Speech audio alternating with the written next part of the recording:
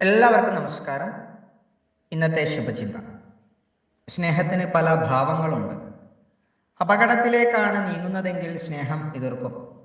ആ സ്നേഹം മനസ്സിലാകണമെങ്കിൽ തലനാരിഴയ്ക്ക് രക്ഷപ്പെടണം.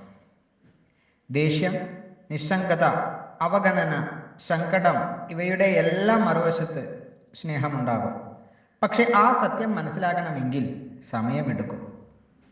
നഷ്ടപ്പെട്ട സ്നേഹത്തിൻ്റെ വിലയറിയണമെങ്കിൽ കാലങ്ങൾ കഴിയണം.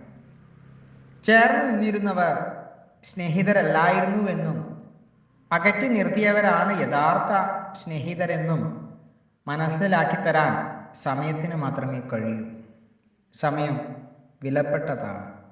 സ്നേഹത്തെ മനസ്സിലാക്കാൻ ആത്മാർത്ഥമായ ശുഭമായ സങ്കല്പം, ശുഭമായ ചിന്തകൾ സഹായിക്കും. എല്ലാവർക്കും നന്മകളുണ്ടാകട്ടെ, ജീവിത വിജയം ഉണ്ടാകട്ടെ. നന്ദി, നമസ്കാരം.